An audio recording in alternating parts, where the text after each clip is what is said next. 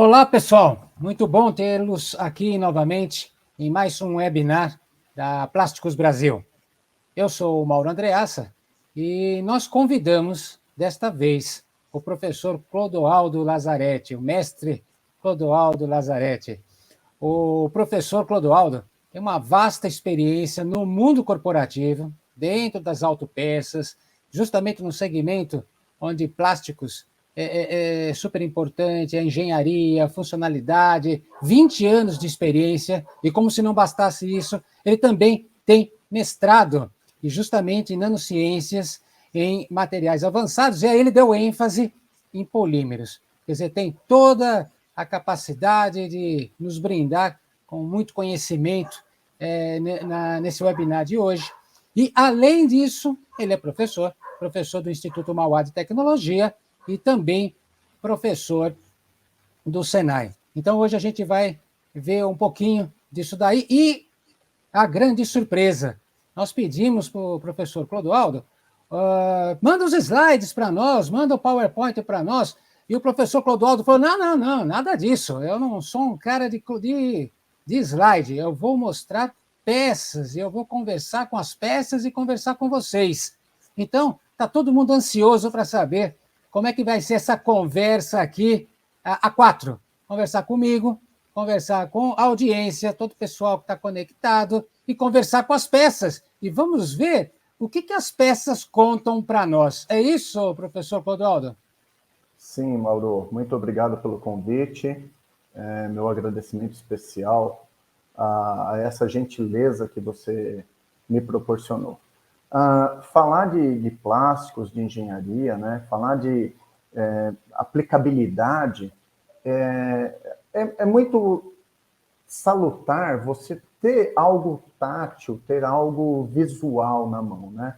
Por isso da opção, inclusive, de ter as peças fáceis aqui na mão e mostrar essa dialógica, mostrar esse comportamento peculiar de cada material já na sua aplicabilidade final.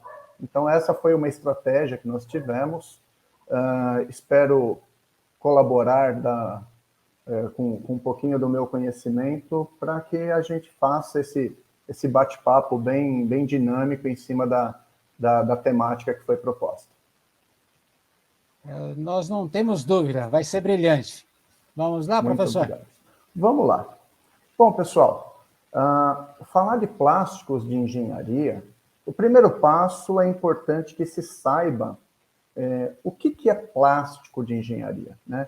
Materiais plásticos têm uma vasta nomenclatura. Então, você vem dos materiais commodities, polietilenos, polipropilenos, PVC.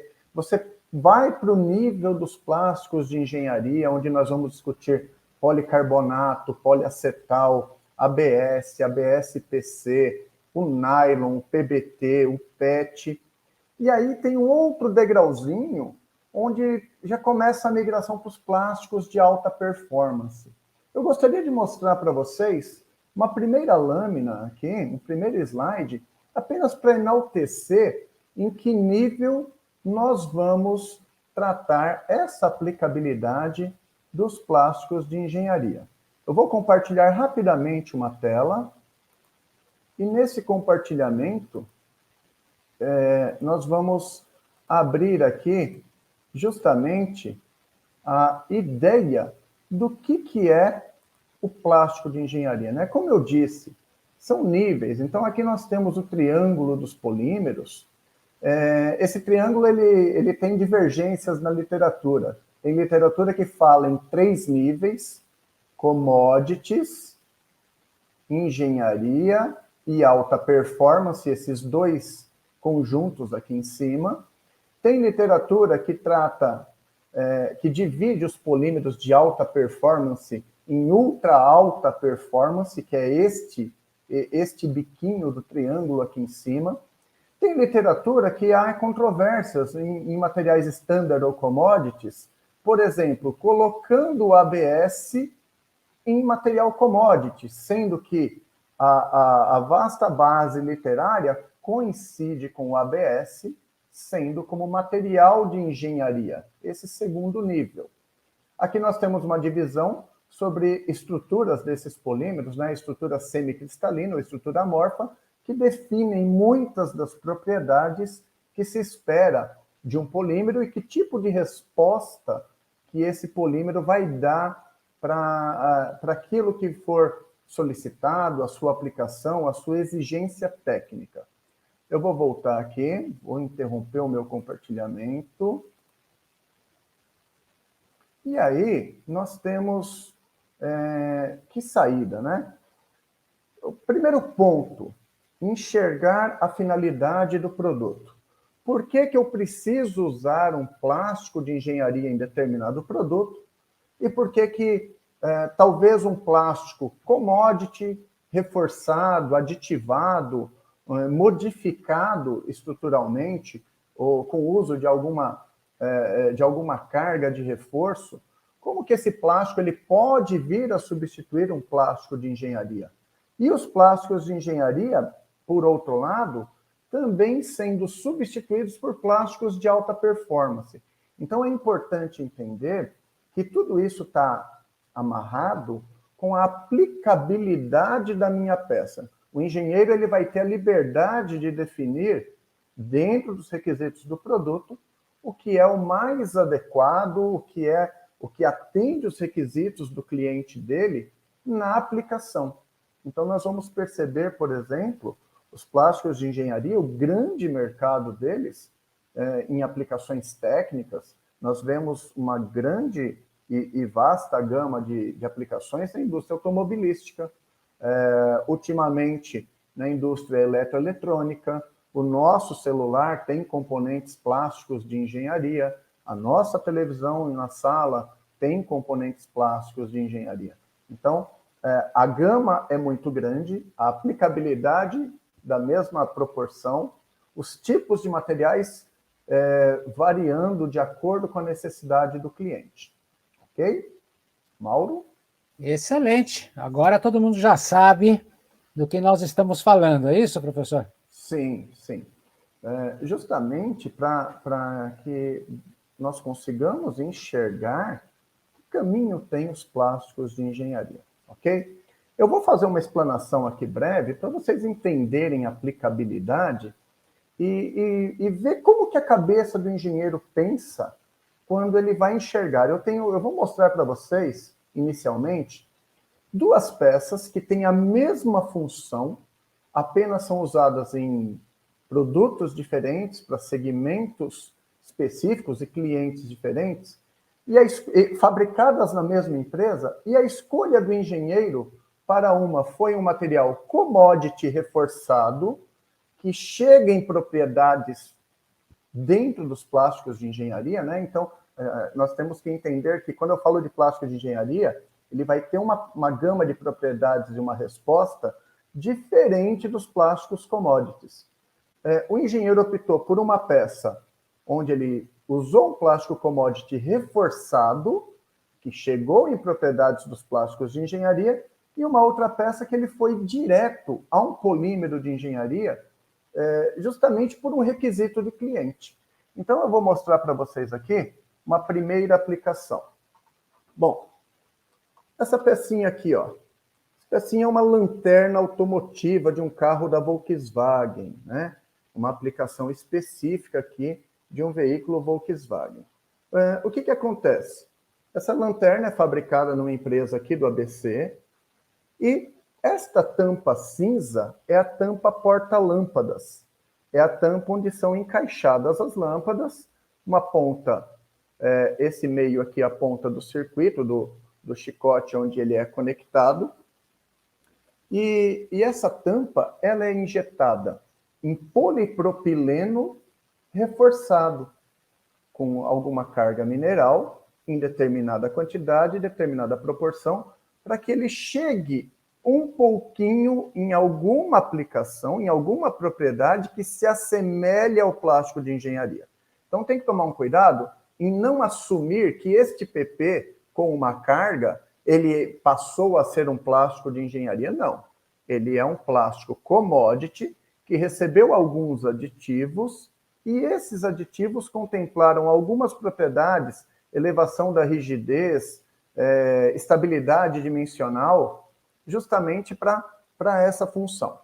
É uma tampa porta-lâmpadas. Então, nós temos um circuito elétrico, nós temos calor, né, na fase em que as lâmpadas estão acesas, intermitente, ou na função alternada, função pisca. Nós temos alguns requisitos. Essa tampa desta lanterna que vocês viram é um commodity com carga que chegou em algumas propriedades de plástico de engenharia. Agora, olha como que é a questão do requisito. Requisito do cliente, requisito do produto. Eu vou disponibilizar aqui um segundo produto para vocês que tem a mesma aplicação, né? É uma lanterna automotiva. Essa lanterna é de um veículo da Renault, tá? Uma lanterna automotiva. Curiosamente, essa lanterna é fabricada na mesma empresa que fez a primeira lanterna que eu mostrei para vocês. Curiosamente, ela tem a mesma tampa porta-lâmpadas, que vocês podem verificar aqui. E aí vem o fato intrigante. O engenheiro que projetou aquela lanterna, curiosamente, foi o mesmo que projetou essa. Projetou, eu digo projetar a lanterna, não a questão do design, porque o design vem da montadora. Mas o engenheiro que dimensionou, que fez a escolha dos materiais em função dos requisitos do cliente, para aquele cliente A, para aquela montadora A, houve a escolha de um material que não requeria tantas propriedades de engenharia, então buscou-se um polipropileno com a carga que se assemelhasse em algumas propriedades, alguns polímeros de engenharia, e essa lanterna específica, esse porta-lâmpadas, a mesma peça onde vão as lâmpadas, vão os circuitos, ele é feito em PBT, em polibutileno tereftalato, é um poliéster. O PBT é diretamente classificado como polímero de engenharia. Aí vem a pergunta, por que numa é um material, na outra é outro material? Como eu disse, essa peça ela sofre calor, ela tem que ter uma estabilidade dimensional, ela é encaixada na lanterna em regiões de paredes extremamente finas, para até compensação de peso, compensação dimensional. A parede fina me permite uma função alavanca mais suavizada. No requisito do cliente, houve a necessidade de ter algumas propriedades, como resistência dielétrica, capacidade de isolação, que direcionaram o engenheiro a não olhar para o polipropileno e olhar para o PBT, que naturalmente, na sua aplicação, o PBT é muito aplicado em conectores automobilísticos, peças elétricas. Então, quando a gente olha a escolha de A ou de B, tem que voltar lá atrás e pensar, pô, por que o engenheiro fez isso? Tem uma motivação. Se nós olharmos a... Sim? E conta uma coisa também, professor, esse olhar, né, do produto. Então, a gente está falando de polipropileno com carga versus um polibutileno tereftalato. Isso é uma visão o produto. O que eu preciso do produto? E aí, eu pergunto para você, e as questões de manufatura, por exemplo, dá um flavor para a gente, conta um pouquinho para a gente.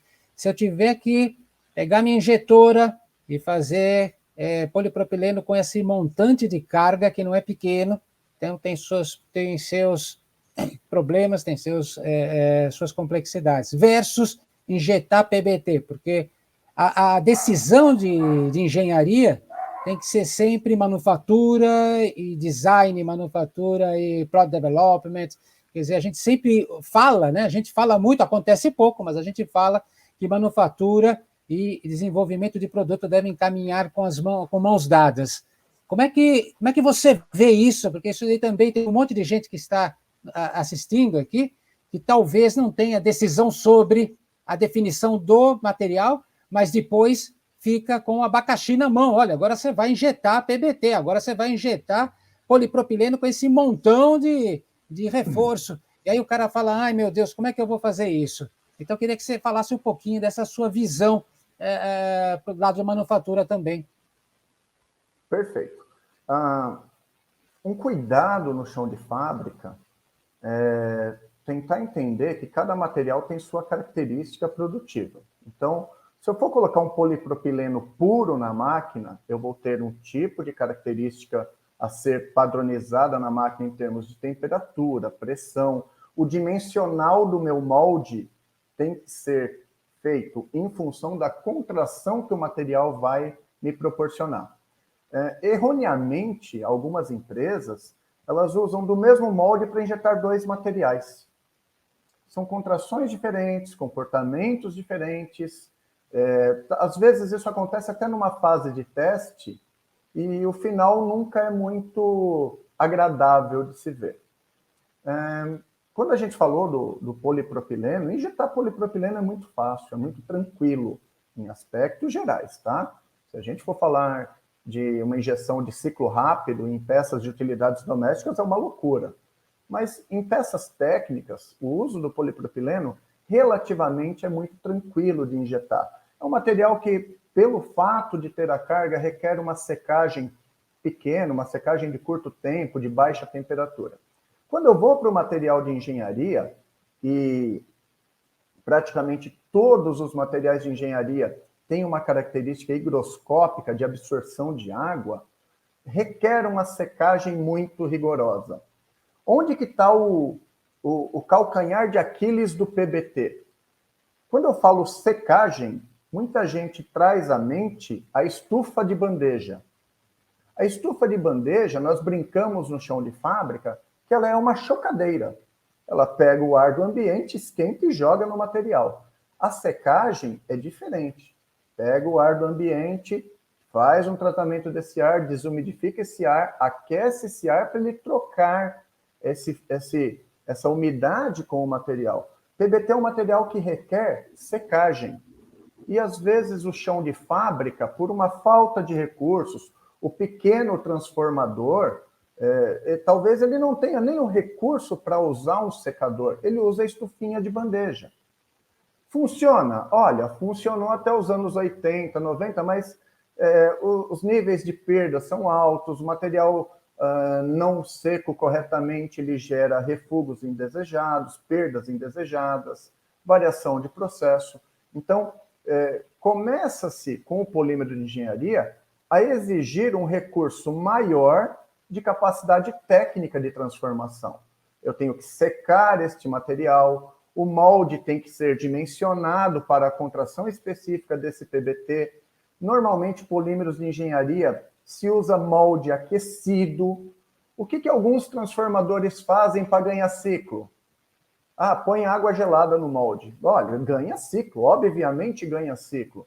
Mas alguns materiais requerem a sua contração e o seu comportamento de cristalinidade. O PBT é um material semicristalino, precisa se respeitar esse comportamento pós-fundido, quando é injetado no molde, porque ele virá na sua linha de resfriamento e ele vai se organizar novamente. E essa organização, o material semicristalino, ele é dependente desta organização para que ele tenha a sua resposta em propriedades mecânicas, em propriedades térmicas, em propriedades, alguns materiais, propriedades ópticas. É importante que ele tenha essa resposta vindo de um processamento adequado. Imagina vocês um conector da indústria automobilística com furinhos que são abaixo de 1 milímetro, paredes de 3, 4 décimos. Qual é a precisão do molde que eu tenho que ter para injetar um PBT, um polímero de engenharia, de modo a ser produtivo, perdas beirando a zero, justificar a minha fábrica funcionando, né? Então, os polímeros de engenharia, eles vêm, o chão de fábrica fala assim, nossa, é muito chato injetar material A. Não é que é chato, você tem que respeitar algumas características. Posso dar mais um exemplo, Mauro? Exatamente, porque é tão bom isso, porque a gente fala que os nossos webinars, o webinar da Plásticos Brasil, o nosso público assiste, acabou de assistir, ele volta para o chão de fábrica e faz a vida dele ser melhor. Esse é o objetivo, não é teoria, não. Assistir, escutar o professor Clodoaldo dando um monte de dicas, voltar para o chão de fábrica e ele ter uma vida um pouquinho melhor. Então, se você tem mais uma dica, claro, a gente quer ouvir. Depois eu tenho uma pergunta, mas dá mais uma dica aí. Tem várias. Vamos lá. O que a gente tem aqui, né? Eu separei mais uma aplicação. Isso aqui é uma maçaneta interna, né? Uma alavanquinha de abertura de porta interna, né? Alavanquinha. Esse botãozinho aqui na função de trava. Então, posicionado trava a porta, destrava a porta. Aqui, né? Nesse conjunto, nós temos dois materiais interessantes. Nós temos uma carcaça em poliamida, essa carcaça preta externa, em nylon, né? Poliamida é o famoso nylon. É uma carcaça injetada em poliamida, fazendo essa função estrutural. E eu vou enfatizar basicamente esse botãozinho aqui. Esse botãozinho ele é injetado num material de engenharia que só de falar desse material no chão de fábrica, o pessoal fala, olha, não deixa degradar. Se degradar, vai todo mundo sair chorando da fábrica. Esse materialzinho aqui, ele é o poliacetal. Tecnicamente, ele é chamado polióxido de metileno, POM. No chão de fábrica, costumou-se chamar esse material de acetal. Então, é muito comum você ver aquele pessoal mais antigo de chão de fábrica, que começou lá junto à empresa nos anos 80, 90, falar, estou injetando acetal. O poliacetal é curioso, né? Nós não vamos fazer aqui merchan de marcas ou de nomes, mas o poliacetal no Brasil ele sempre teve dois nomes comerciais muito fortes. Um que caracteriza esse material como um material homopolímero, então o mero dele, o grupinho químico dele é fechadinho em uma unidade, e outro que é caracterizado por ser um copolímero. São dois meros, uma estrutura éter, poliacetal é um poliéter, e uma estrutura etilênica, que mexe com essas propriedades.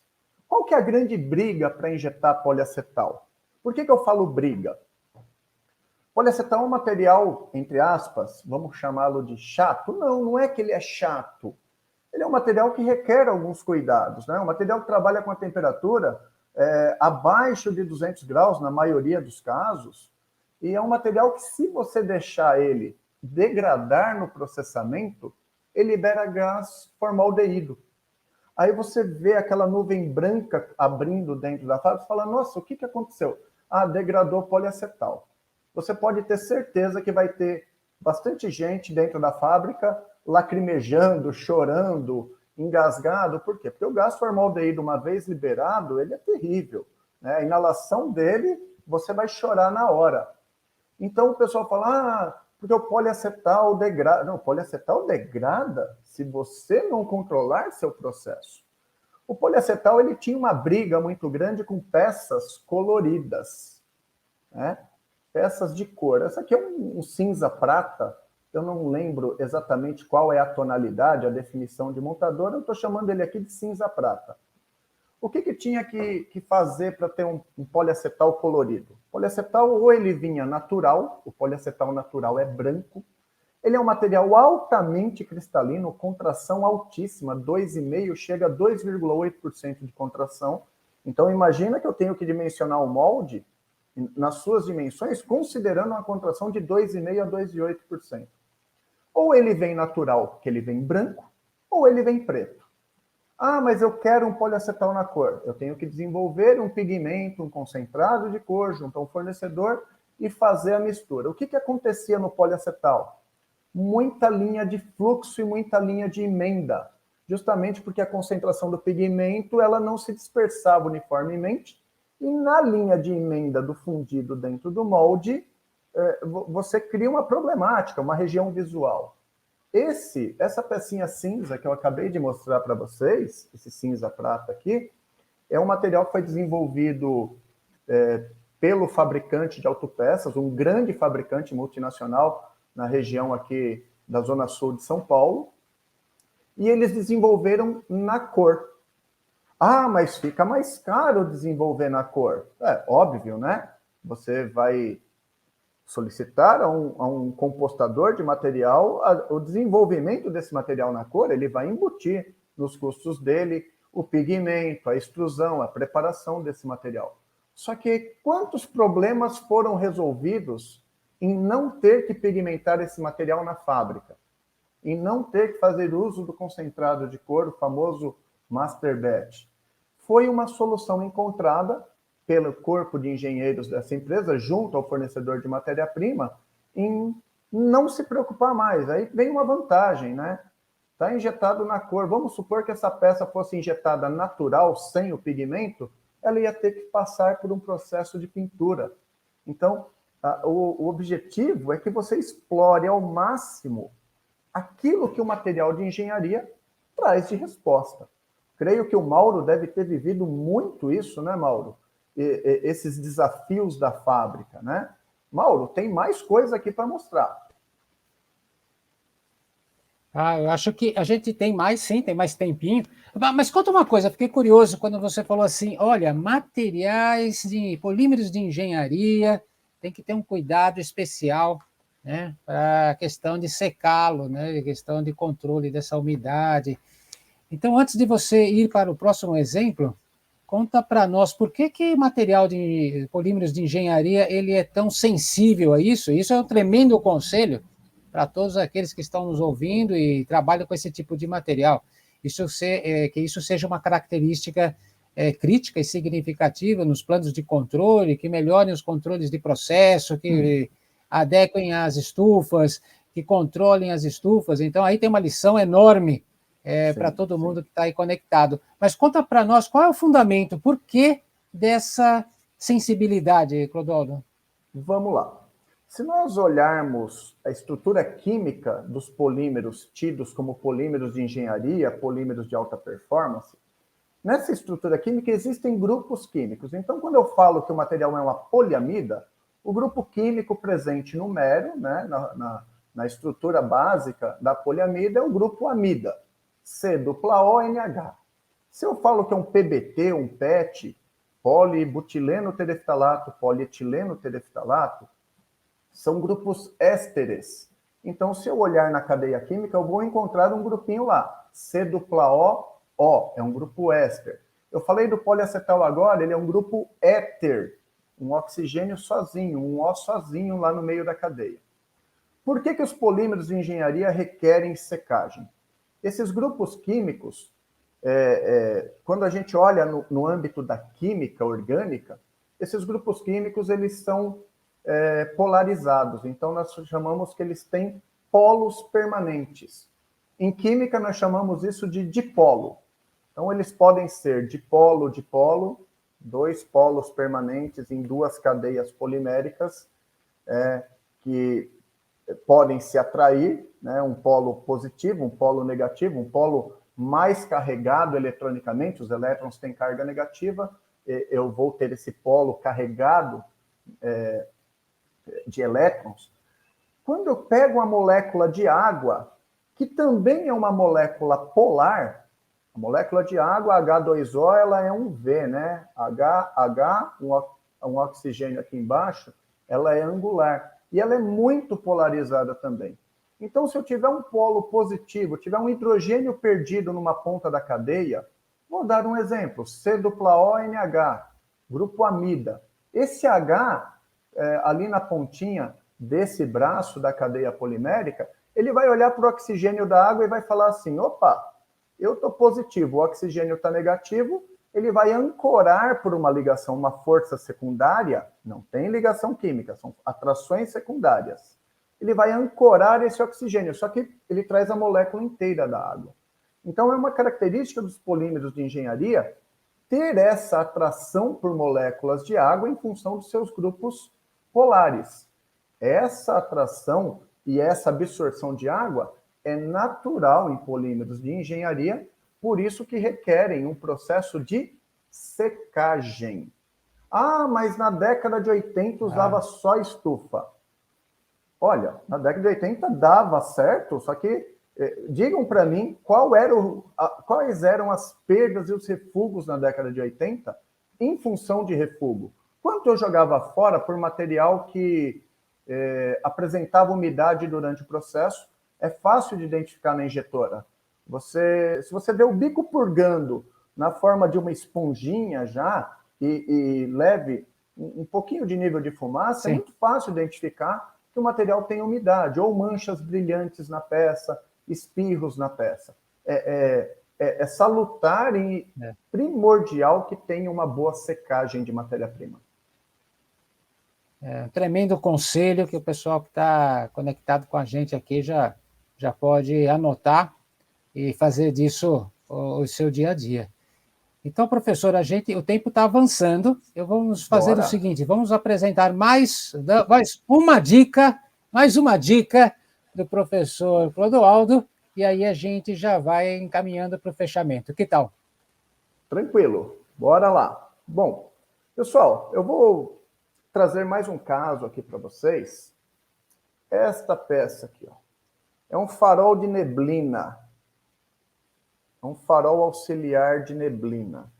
Essa peça é de uma grande montadora e ela não é uma peça de automóvel, de carro, ela é uma peça de caminhão.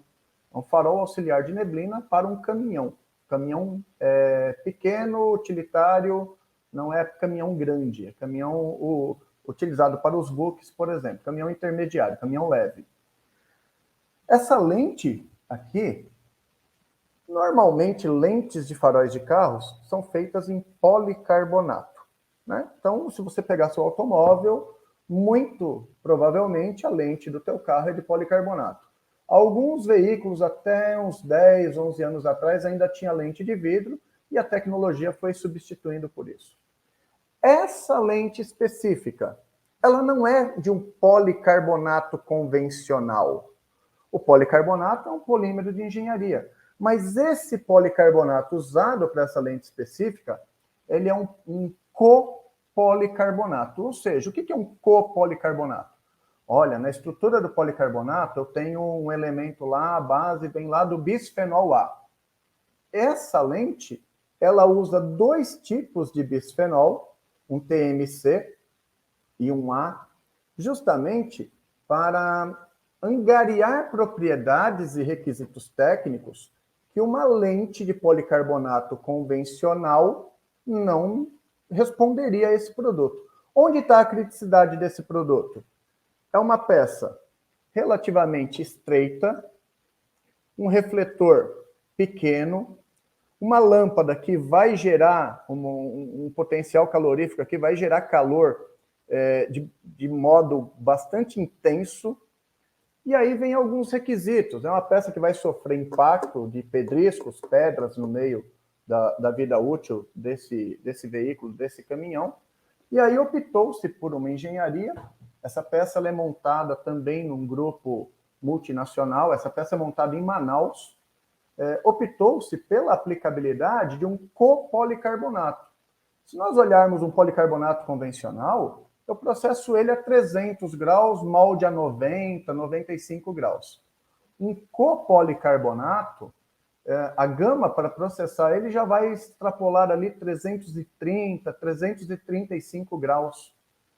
Quando eu chego num patamar de temperatura desse, eu tenho que olhar para a minha máquina. Se minha máquina está dimensionada para tamanha capacidade, se ela tem potência suficiente no seu sistema de aquecimento, se a rosca dessa injetora está adequada a processar policarbonato. Policarbonato, historicamente, você não pode abusar de taxas de compressão na rosca. Ele fica parecendo um caramelo queimado, né? Então, você trabalha com taxas de compressão um pouquinho reduzidas para policarbonato. E aí vem o dilema. Poxa, policarbonato normal eu injeto com molde a 90 graus. Ótimo. Um aquecedor de água quente pressurizada resolve meu problema. Caiu na fábrica um processo desse. Um copolicarbonato que requer um molde a 150, 160 graus. Olha, eu tenho que ter outro sistema de aquecimento porque o meu sistema convencional de água pressurizada não me atende. Eu vou colocar um aquecimento por óleo quente, ou vou colocar um aquecimento por resistências. O projetista do molde vai definir o caminho. Mas eu não tenho aquecedor de óleo quente. Coloca o aquecedor de água. Gente, se eu estou olhando o datasheet do meu fornecedor de matéria-prima, O datasheet é bem claro em dizer o molde tem que estar a 160 graus, o canhão tem que estar a 330. Não tenta inventar a roda. Ah, mas uma peça que eu fiz um dia injetou e foi embora. Olha, foi um acaso, deu certo, a peça não tinha o requisito que talvez essa tivesse, e aí você vai assumir isso como uma verdade absoluta, o que não é correto. Quando eu falo do molde aquecido, é para eliminar tensões internas durante o preenchimento da cavidade, garantir um nível de acomodação molecular adequado para quando esse produto sair do molde, ele vai sofrer o banho de verniz, ele vai sofrer a cura desse verniz, ele vai sofrer com alta temperatura, ele vai sofrer com impacto de pedrisco nas estradas. 10 mil quilômetros de uso, aparece uma lente dessa trincada. Aí aparece outra e outra. Pode ter certeza que lá no processamento houve alguma falha. Se essa lente trincar, aleatoriamente, não por um efeito externo, se essa lente fissurar, alguma coisa lá atrás no processo não foi bem cuidada. Por isso que os plásticos de engenharia, quando a gente fala que eles são chatos, não é que eles são chatos. Respeita-se aquilo que o fabricante faz.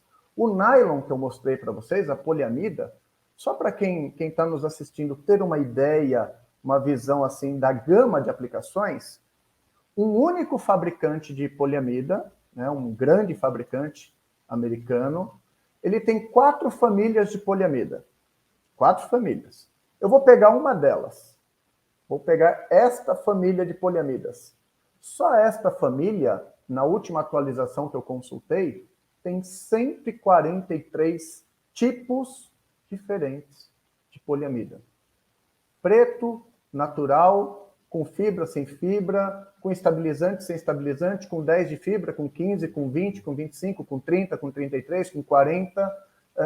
Imagina a cabeça do engenheiro quando ele recebe a peça e está no desenho. Poliamida com 33 de fibra. Ele vai no datasheet de um fabricante e encontra 5 poliamidas com 33 de fibra. Qual é a mais adequada para esta aplicação? Hoje tem simulação, hoje você consegue brincar com o simulador e ver o preenchimento da cavidade, você consegue alimentar alguns dados daquela poliamida escolhida e enxergar esse preenchimento de cavidade. Imagina na década de 80 e 90, era a experiência do projetista, do ferramenteiro e do cara que estava regulando a máquina na injetora. Esse o desafio. Eu acho que esse último exemplo, ele traz algumas coisas muito bonitas para a gente fazer esse fechamento, bonitos e simples. Primeiro que você falou, explicou, deu uma aula sobre policarbonato. Então, muita gente que está envolvido com esse tipo de material aprendeu alguma coisa. E algo mais simples, porém muito mais forte, você culminou nesse fechamento e permeou toda a sua apresentação. Primeiro, a gente tem que respeitar o fabricante, e respeitar o fabricante quer dizer respeitar o material. A gente não pode violar a química e a física do material. Você não vai mudar as leis da física e da química se você quiser resfriar mais rápido, se você quiser que os cristais... Não tem como mudar isso. Isso daí é a física e a química. Então, isso daí você não mexe. Isso daí você respeita uma coisa que é quase transparente em muitas empresas, o datasheet. É como se fosse um pedaço de papel que não significasse muita coisa. Está aqui o papel, esse papel é um proforma, vem do fabricante, mas eu sei o que eu tenho que fazer. E a gente sabe que não é bem assim.